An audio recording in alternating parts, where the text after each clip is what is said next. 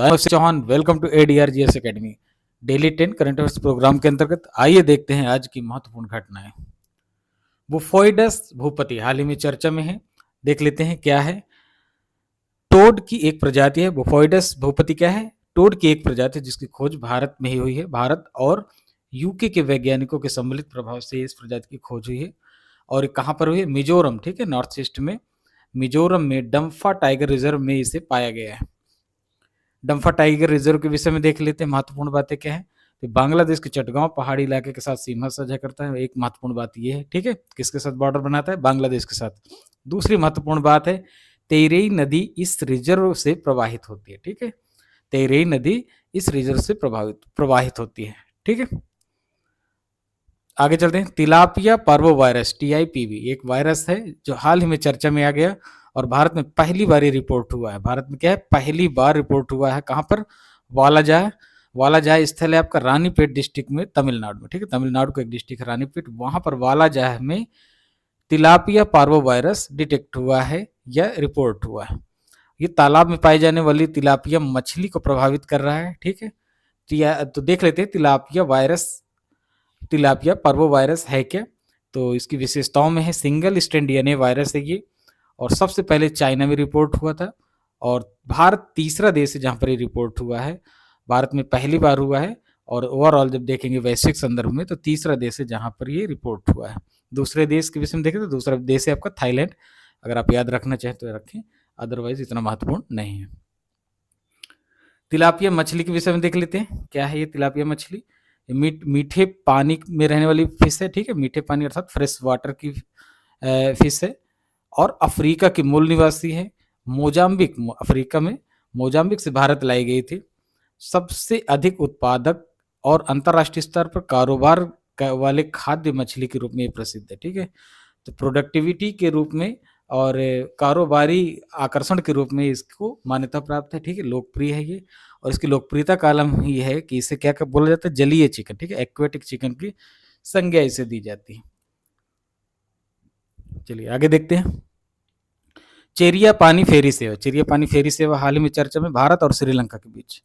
भारत और श्रीलंका की फेरी सेवा का एक हिस्सा है, ठीक है। भारत और श्रीलंका के बीच बहुत सी फेरी सेवाएं पूर्व में प्रचलित थी जो गृह युद्ध के कारण बाधा युक्त हो गई। वो उनमें से एक हिस्सा फिर से शुरू करने का प्रयास किया जा रहा है। चेरिया पानी फेरी सेवा लगभग 40 साल बाद इसे खोला गया है और नागापत्तिनम, ठीक है, नागापत्तिनम तमिलनाडु के साथ ही श्रीलंका के कांके संथुराई, ठीक है, कांके संथुराई के बीच ये फेरी सेवा चालू होगी। कांके संथुराई कहाँ पर? जाफना, जो कि श्रीलंका का उत्तरी प्रांत है जहां पर तमिल बाहुल्य स्थिति पाई जाती है। भारत कौशल या इंडिया स्किल्स 2023-24 नई दिल्ली में आयोजन इसका किया गया, ठीक है। कहाँ पर आयोजन हुआ? नई दिल्ली में। और धर्मेंद्र प्रधान, ठीक है, धर्मेंद्र प्रधान ने इसका उद्घाटन किया। केंद्रीय शिक्षा और कौशल विकास एवं उद्यमिता मंत्री हैं धर्मेंद्र प्रधान। इंडिया स्किल के साथ साथ वर्ल्ड स्किल 2022 के विजेताओं को सम्मान भी यहाँ दिए गए, ठीक है। देख लेते हैं इंडिया स्किल कार्यक्रम के उद्देश्य सबसे पहले क्या है इसमें। कौशल विकास के पारिस्थितिकी तंत्र को गति प्रदान करना, ठीक है, कौशल विकास का जो इकोसिस्टम है उसको गति प्रदान करना, अर्थात जो वर्तमान में जो इसका इंफ्रास्ट्रक्चर है, जो इसका कैरिकुलम है, इसको और भी अधिक डायनेमिक बनाना है।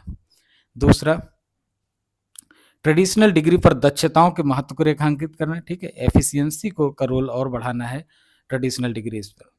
रोजगार पर कौशल पर बल देना है, ठीक है, ऐसा कौशल जो आपको रोजगार दे सके, एम्प्लॉयमेंट जनरेट कर सके, उस पर बल देना है जिससे कि जो कार्य बल है, वर्क फोर्स है, उसकी बाजार में स्वीकार्यता बढ़ सके, ठीक है। अभी स्थिति क्या हो जाती है कि बाजार में जिस तरह की वर्क फोर्स की, ह्यूमन रिसोर्स की डिमांड होती है, उस तरह का रिसोर्स उसे नहीं मिल पाता, भले ही कितना ही एजुकेटेड व्यक्ति क्यों ना हो। तो उस एजुकेशन को क्या बनाना है? आपको कौशल से युक्त बनाना है, जो बाजार के अनुकूल बनाना है। ये हो गया कार्यक्रम के उद्देश्य। अब देख लेते हैं एक सम्मान समारोह भी यहाँ आयोजित हुआ है, उसकी स्थिति क्या है। तो वर्ल्ड स्किल प्रतियोगिता 2022 विशेष संस्करण में भारत का प्रदर्शन, ठीक है, भारत के प्रदर्शन को देखते हुए सम्मान समारोह आयोजित किया गया। इसके अंतर्गत देखते हैं भारत को 11वां स्थान मिला है इसमें ओवरऑल, ठीक है, वैश्विक स्तर में 11वां स्थान कौशल विकास के क्षेत्र में मिलना एक बड़ी बात है। भारतीय जो पार्टिसिपेंट थे उन्होंने कुल कितने पदक जीते? 18, जिनमें से कि 2 सिल्वर है और इसे काफ़ी असाधारण माना जा रहा है, ठीक है? एक बड़ा कॉम्पिटिशन था और इन सभी को ये जो 18 पार्टिसिपेंट थे इनके सम्मान में समारोह आयोजित किया गया इस दौरान। आयरन बीम, ठीक है? आयरन बीम हाल ही में चर्चा में। इज़राइल और हमास संघर्ष के बीच आयरन बीम की चर्चा वस्तु स्थिति को दर्शाती है जिस समय है वहां पर, ठीक। देख लेते हैं क्या है। इज़राइल द्वारा है ये laser based missile defence system का विकास किया गया है, इसका परीक्षण चालू है। ये कम दूरी के रॉकेट, यूएवी, ठीक है? यूएवी क्या है? Unmanned aerial vehicle, artillery, mortar बमों को नष्ट करने के लिए बनाया गया है। इसकी रेंज शॉर्ट रेंज का है ये आयरन बीम 7 किलोमीटर, ठीक। और डायरेक्ट एनर्जी वेपन कैटेगरी का है। डायरेक्टेड एनर्जी, डायरेक्टेड एनर्जी क्या है? जो आपका लक्ष्य है उस पर इतनी ज़्यादा ऊर्जा का संकेंद्रण किया जाता है उस लक्ष्य को नष्ट करने के लिए, ठीक है? तो ये हो गया आपका डायरेक्टेड एनर्जी वेपन कैटेगरी का है। चाणक्य रक्षा संवाद, ठीक है? चाणक्य रक्षा संवाद इंडियन आर्मी के द्वारा ऑर्गेनाइज किया गया। देख लेते हैं इसके अंतर्गत महत्वपूर्ण बातें क्या है। भारतीय सेना इंडियन आर्मी के द्वारा सुरक्षा मामलों पर महत्वपूर्ण चर्चा के लिए एक प्लेटफॉर्म की स्थापना की गई है। स्थापना का प्रयास है, ठीक है? की नहीं गई, ठीक। उद्घाटन इसका किया army chief general Manoj Pande के द्वारा इसका उद्घाटन किया गया। और उद्देश्य क्या है? वैश्विक रक्षा और रणनीतिक समुदाय के प्रमुख विशेषज्ञों के साथ को एक साथ लाना। जो भी आपके वैश्विक स्तर पर रक्षा और रणनीतिक विशेषज्ञ हैं उनको एक साथ लाना, उनके अनुभवों का लाभ उठाना। अगला ही पॉइंट है आपका संबंधित क्षेत्र में। संबंधित क्षेत्र क्या है? रक्षा और रणनीतिक, इनमें व्यापक अनुभवों और विचारों के आदान प्रदान को प्रोत्साहित करना। अगला पॉइंट ये हो गया आपका। साथ ही ये जो आपका प्लेटफॉर्म है वो दक्षिण एशिया और इंडो पैसिफिक रीजन की विभिन्न सुरक्षा चुनौतियों और रणनीतियों को संबोधित है, ठीक। यहाँ पर जो आपका कंसंट्रेशन कहाँ होगा? दक्षिण एशिया पर और इंडो पैसिफिक रीजन की बहुत सुरक्षा चुनौतियाँ क्या हैं और उनके लिए कौन सी रणनीति अपनाई जाए उनको समाप्त करने के लिए, उस पर केंद्रित है। आगे चलते हैं। सुपर पावर रिटेलर प्रोग्राम, ठीक है? ये प्रोग्राम हाल ही में शुरू किया गया है और किसके किसके बीच है देख लेते हैं। Rashtriya Kaushal Vikas Nigam NSDC, national skill development corporation द्वारा कोका कोला इंडिया, इसे याद रखिए, किसके साथ मिलकर ये कार्यक्रम शुरू किया गया। तो कोका कोला के साथ एनएसडीसी ने मिलकर ये कार्यक्रम सुपर पावर रिटेलर प्रोग्राम चालू किया है। सुपर पावर रिटेलर प्रोग्राम यहाँ 2 बार लिखे, एक बार काट लीजिए। सुपर पावर रिटेलर प्रोग्राम कौशल भारत मिशन की एक महत्वपूर्ण पहल है। कौशल भारत मिशन की क्या पहल है? महत्वपूर्ण पहल। और ये रिटेलर अर्थात खुदरा विक्रेताओं की वृद्धि और विकास पर केंद्रित है। उद्देश्य देख लेते हैं इस प्रोग्राम का। तो उड़ीसा और उत्तर प्रदेश में रिटेल सेक्टर को, खुदरा क्षेत्र को मजबूत करना, ठीक है, पहला। दूसरा, छोटे और सूक्ष्म खुदरा विक्रेताओं की क्षमताओं को बढ़ाना, इनकी क्षमता बढ़ाई जाएगी। साथ ही इसके लिए प्रशिक्षण प्रदान किए जाएंगे कैसे वो अपनी क्षमता बढ़ा सकें। अगला पॉइंट है, इनको आवश्यक कौशल, उपकरण और तकनीकों से लैस किया जाएगा जिसके कारण ये मजबूत हो सके, क्षमतावान हो सके और प्रशिक्षित हो सके। क्लियर? ये रहा आपका सुपर पावर रिटेलर प्रोग्राम। आगे चलते हैं। विश्व आघात दिवस 17 अक्टूबर को मनाया गया। विश्व आघात दिवस का क्या मतलब है? वर्ल्ड ट्रॉमा डे, ठीक है, वर्ल्ड ट्रॉमा डे। और 17 अक्टूबर को सेलिब्रेट किया जाता है प्रतिवर्ष। उद्देश्य क्या है? ट्रामा के, यहाँ पर ड्रामा लिख गया, ट्रामा कर लीजिए, ट्रामा के कारणों, लक्षणों, रोकथाम के बारे में लोगों को जागरूकता प्रदान करना, ठीक है। आगे चलते हैं। 69th नेशनल फिल्म अवार्ड 2023 ये हाल ही में वितरित किए गए नई दिल्ली में राष्ट्रपति महामहिम द्रौपदी मुर्मू के द्वारा, ठीक है, राष्ट्रपति महामहिम द्रौपदी मुर्मू के द्वारा।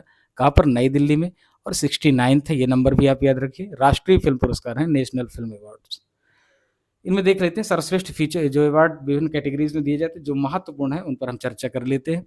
सर्वश्रेष्ठ feature film, best feature film का अवार्ड पाया है द नाम्बी इफेक्ट ने। द नाम्बी इफेक्ट किसकी है? आर माधवन की मूवी है, आप देखिए इसे, अच्छी मूवी है। सर्वश्रेष्ठ अभिनेता का अवार्ड अल्लू अर्जुन को मिला पुष्पा द राइज के लिए। और अखबार में आपने देखा किस तरह विवाद की स्थिति पैदा हुई।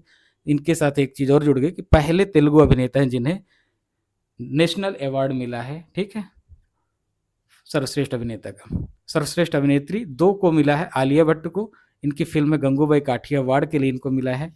और कृति सेनन, एक मिमी मूवी आई थी उसमें कृति सेनन को सर्वश्रेष्ठ अभिनेत्री के रूप में 2 लोगों को सम्मिलित रूप से भी अवार्ड दिया गया। आगे चलते हैं। सर्वश्रेष्ठ फीचर फिल्म राष्ट्रीय एकता का नरगिस दत्त पुरस्कार। नरगिस दत्त पुरस्कार की जब बात हो तो किसके लिए होता है? राष्ट्रीय एकता को संबोधित है और उस संदर्भ में राष्ट्रीय फीचर फिल्म और वो सर्वश्रेष्ठ फीचर फिल्म कौन सी है जो राष्ट्रीय एकता को संदर्भित है, उसको संबोधित है, तो वो उस फिल्म का अवार्ड मिला है किसको? द कश्मीर फाइल्स को। ठीक, याद रखिए, बहुत इंपॉर्टेंट है इस पर। सर्वश्रेष्ठ डायरेक्टर, ठीक है, सर्वश्रेष्ठ निर्देशक का अवार्ड पाया है निखिल महाजन ने, ठीक है, गोदावरी फिल्म के लिए। निखिल महाजन को गोदावरी फिल्म के लिए सर्वश्रेष्ठ निर्देशक के रूप में अवार्ड मिला है। सर्वश्रेष्ठ हिंदी फिल्म की अगर बात करते हैं तो सरदार ऊधम सिंह को सर्वश्रेष्ठ हिंदी फिल्म का अवार्ड मिला है। इसे भी याद रखिए, ये भी आपकी संभावित है, पूछी जा सकती है। सर्वश्रेष्ठ सहायक अभिनेता पंकज त्रिपाठी को मिला है फिल्म मेमे के लिए। सर्वश्रेष्ठ अभिनेता पंकज त्रिपाठी, सहायक अभिनेता, याद रखिए सहायक अभिनेता का। और सर्वश्रेष्ठ सहायक अभिनेत्री का पल्लवी जोशी को मिला है द कश्मीर फाइल्स के लिए। ठीक है, इसमें सहायक अभिनेत्री का अवार्ड कश्मीर फाइल्स को गए। सर्वश्रेष्ठ लोकप्रिय फिल्म, ठीक है, सर्वश्रेष्ठ लोकप्रिय फिल्म संपूर्ण मनोरंजन प्रदान करने वाली कैटेगरी क्या है? संपूर्ण मनोरंजन प्रदान करने वाली, तो कौन सी? RRR। ठीक, सर्वश्रेष्ठ खोजी फिल्म का अवार्ड किसको मिला? इन्वेस्टिगेटिव फिल्म में लुकिंग फॉर चल्लन को सर्वश्रेष्ठ इन्वेस्टिगेटिव फिल्म का अवार्ड मिला है। ठीक है, इसी अवार्ड के दौरान वहीदा रहमान को, जिनको दादा साहब फाल्के पुरस्कार की घोषणा की गई थी, इसी अवसर पर अभिनेत्री वहीदा रहमान को 2021 के Dada Saheb Phalke life time achievement award से सम्मानित किया गया। ठीक, तो ये रहे नेशनल अवार्ड और साथ ही आज की ये महत्वपूर्ण घटनाएं रही। ठीक है, इनको आप पढ़िए, निश्चित रूप से आगामी परीक्षाओं के लिए बहुत ही महत्वपूर्ण है। Thank you very much.